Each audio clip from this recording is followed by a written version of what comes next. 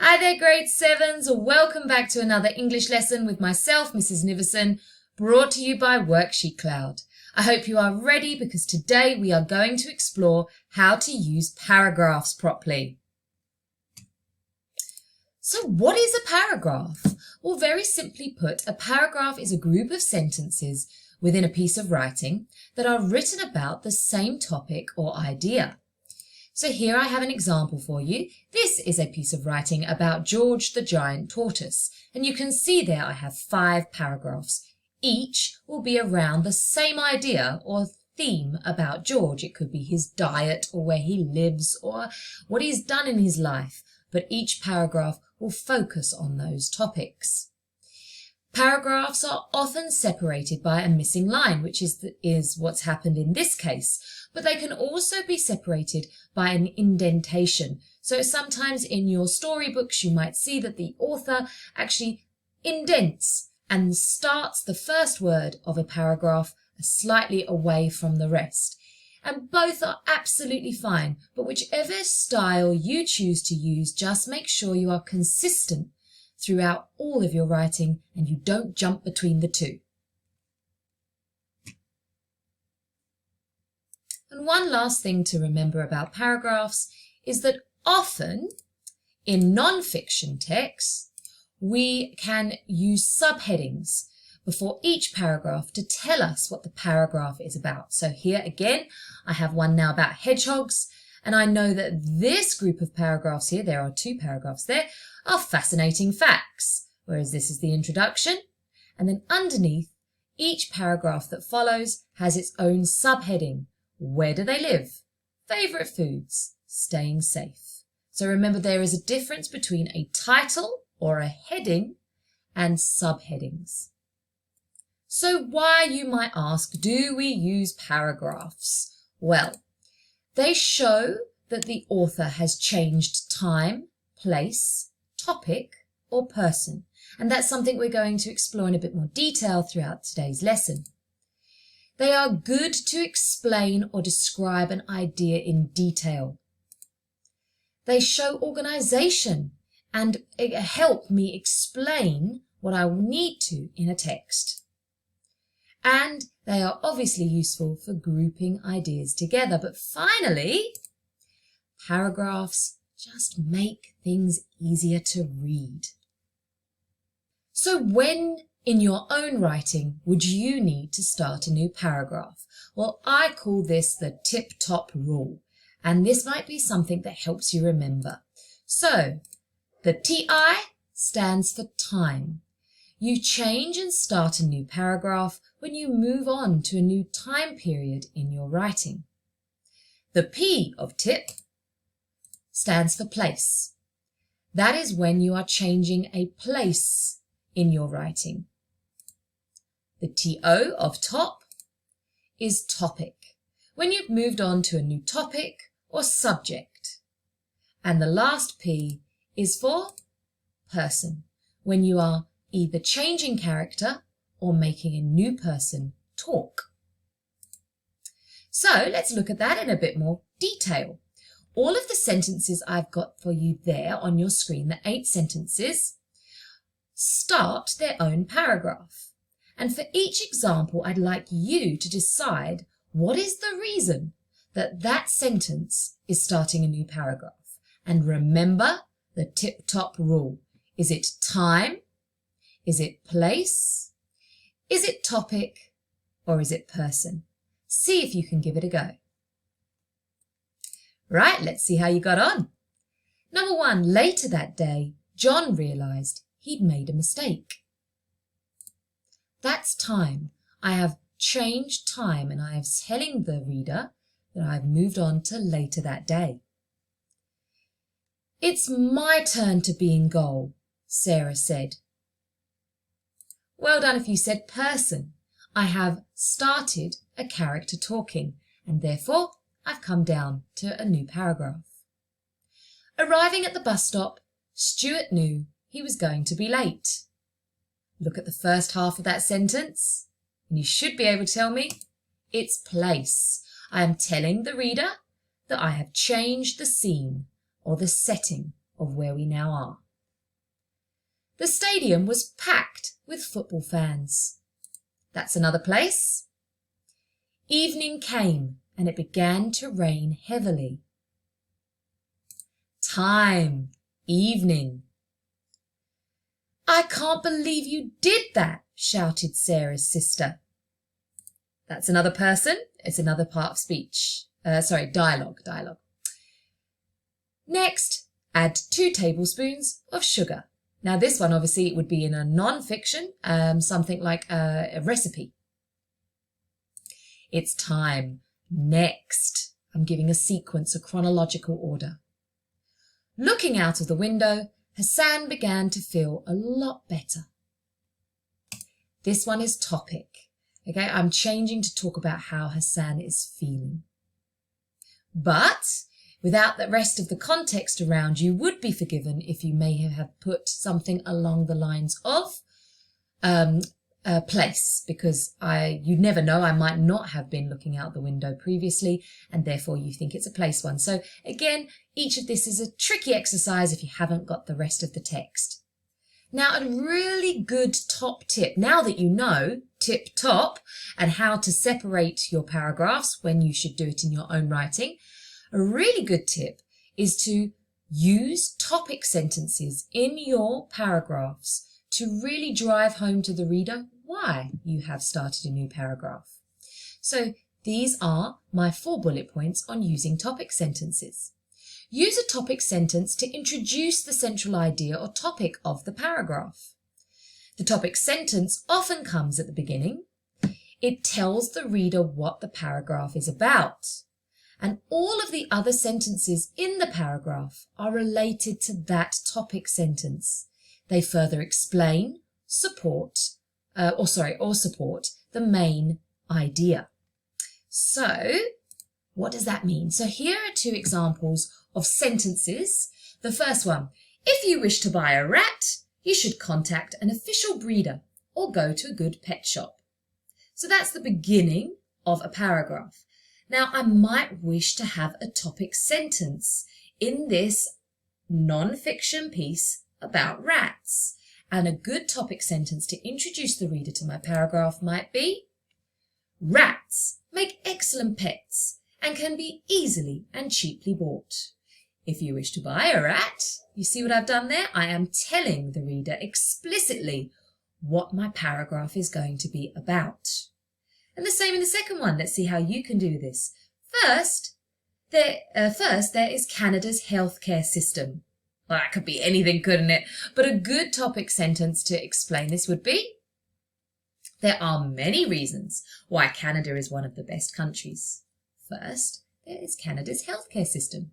And of course, then you expect there to be a second and a third maybe. So let's just recap. You now know tip top and you know how to separate and why you should start new paragraphs based on time, place, topic or person. We've then looked at using topic sentences in our writing. Obviously that would be for more non-fiction than it would be fiction. But what about, can you sort ideas into topics? So for example, if you were asked to do a piece of editing and you were given a piece with lots of writing and you had to paragraph it. So this is what we're going to do here. I'm going to give you a group of sentences below and I'd like you to group them into the sentences which talk around the same topic. Here they are. They're all about castles. Castles are a type of home that were built to protect the people inside. People who lived in castles included royalty, noble people, and soldiers. You can still visit many castles today. Why not take a tour? Everything about castles was made that way to keep the people inside safe. Famous castles include Windsor Castle, Dover Castle, and Kenilworth Castle. Castles could be very crowded places to live because there were lots of people inside. So take a couple of seconds now and see if you could group them into pairs based on their topics. Okay, I hope you've done that. Let's go through what I've done. So here they are. I had those 2 sentences because they Both speak about castles as a place of protection.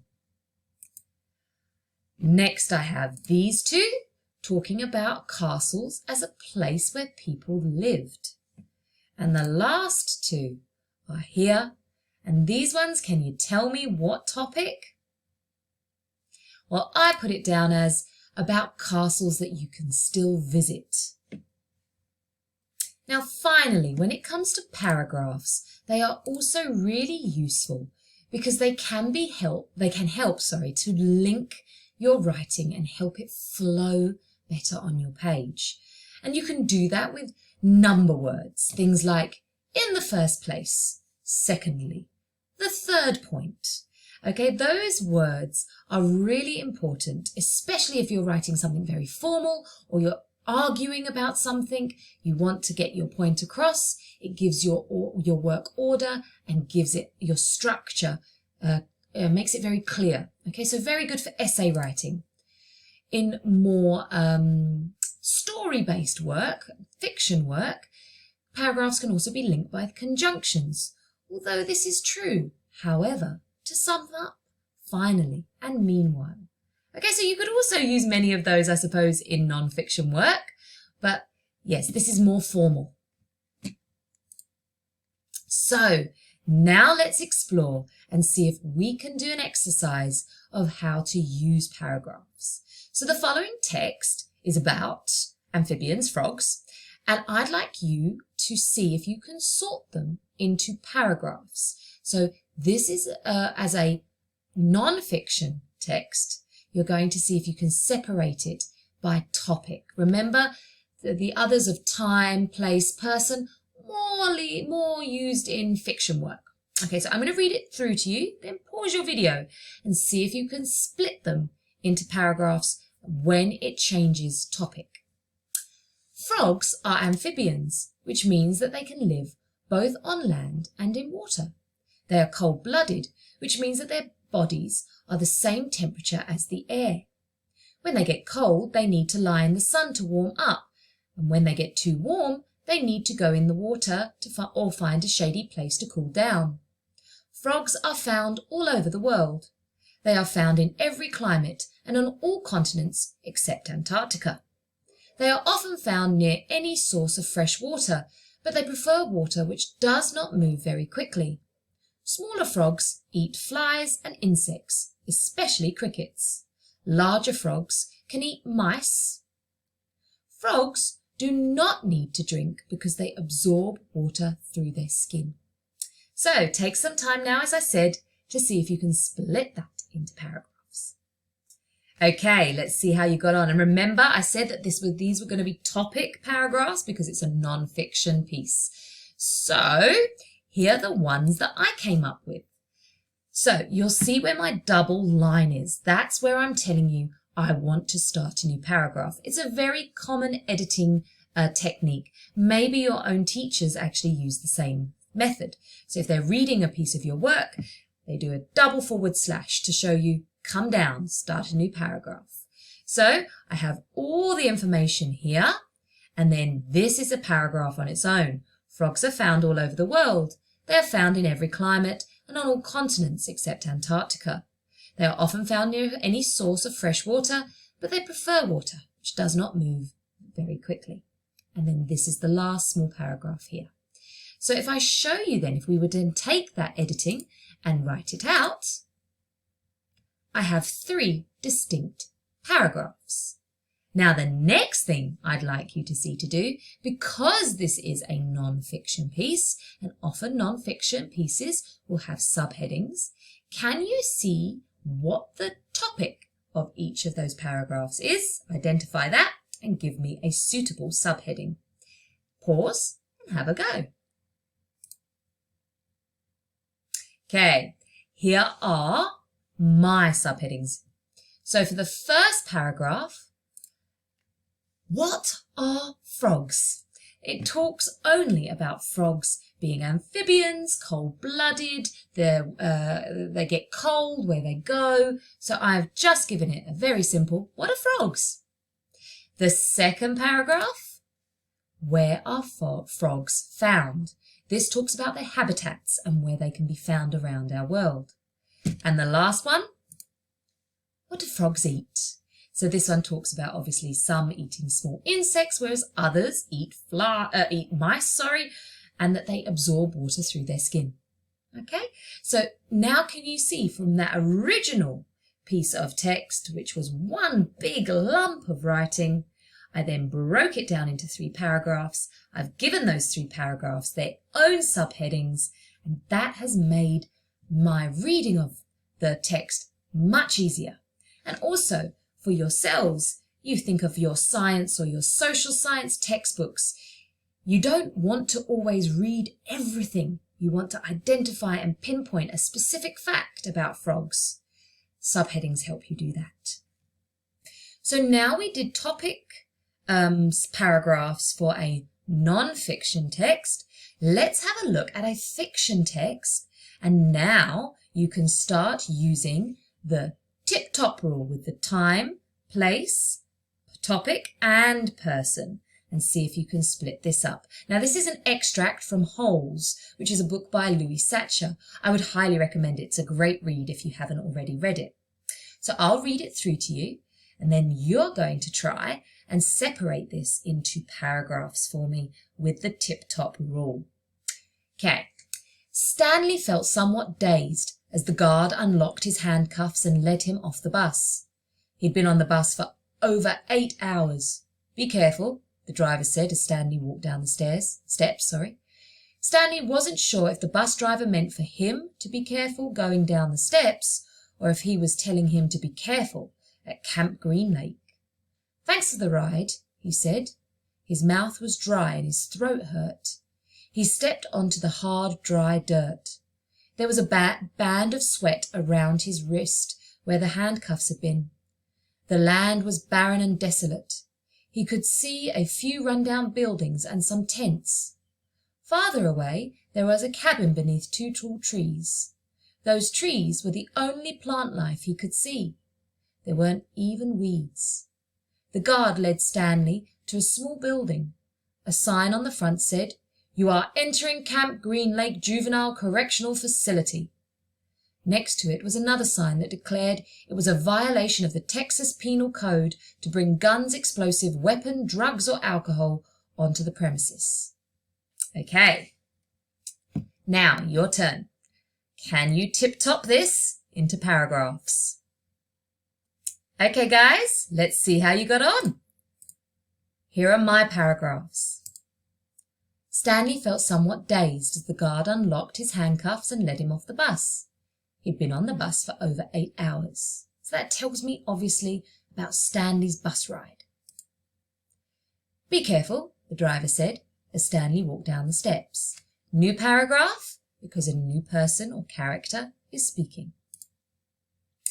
Stanley wasn't sure if the bus driver meant for him to be careful going down the steps, or if he was telling him to be careful at Camp Green Lake. Thanks for the ride, he said. His mouth was dry and his throat hurt. He stepped onto the hard, dry dirt. There was a band of sweat around his wrists where the handcuff has been. I think I said waist earlier. Sorry, guys. I've got to get my eyes sorted. Okay, so now I'm describing how Stanley is feeling coming out of the bus. So again, it was in person. It's a new person's talking, Stanley, that third paragraph. Now, here's the fourth one. The land was barren and desolate. He could see a few run-down buildings and some tents. Farther away, there was a cabin beneath 2 tall trees. Those trees were the only plant life he could see. There weren't even weeds. Now, that's what we would call a descriptive paragraph. So this would be a place. I have decided to start a new paragraph because I've stopped talking about Stanley in this one, and now I'm talking about what I can see. It's the place has changed. And finally, the guard led Stanley to a small building. A sign on the front said, "You are entering Camp Green Lake Juvenile Correctional Facility." Next to it was another sign that declared it was a violation of the Texas Penal Code to bring guns, explosive, weapons, drugs, or alcohol onto the premises. Okay, so again, I've introduced a new character here. The guard led Stanley, but it's not so much that. I'm also changing the scene, aren't I? I'm changing the place. So now he's walking into the camp. So there you go, guys. Let's now see if we can test how much you have learnt about paragraphing. So I think I've got about 9 of these questions in my quick quiz. Right. A paragraph is A, an entire text, B, a collection of sentences with a common theme, or C, a collection of adjectives used to describe someone or something. Oh, well, I really hope after all of this that you all said B, because that is exactly what B is. It is the correct answer. A paragraph is a group of sentences around the same topic, subject, or theme. So what does a paragraph in a story do? It introduces a new scene, setting, character, or speech. It rounds up the main part of an argument and concludes it. Or it introduces a new piece of information, such as where insects live or the effects of deforestation. Well, of course it's going to be A. The other 2 are correct for paragraphs, but not in a story. Paragraphs in newspaper reports introduce the main story, break up the report into a chronological order making it easier to read and understand, or tell the story in fewer words to capture attention. It is B.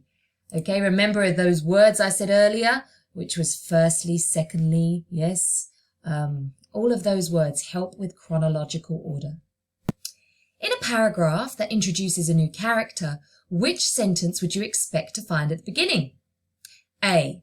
When the waves cleared, he emerged 6 feet tall and covered in scales and ghastly wounds. B. The room was littered with pizza boxes and empty cans of drink. Or C. I was scared when I walked into the forest, but I knew I had to find the cottage. Well done if you said A. This one obviously introduces a new character. This one is a setting. It explains the place. Whereas this one here, well, because we're using I, we know it's a narration of the main character. So A. Well done if you said that. In a non-fiction text, paragraphs are used to A. Introduce a new character, B. Introduce a new scene, or C. A new piece of information.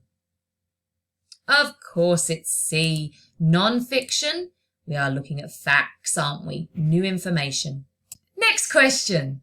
What is a subheading? A. It's a short title that informs the reader what the paragraph is about.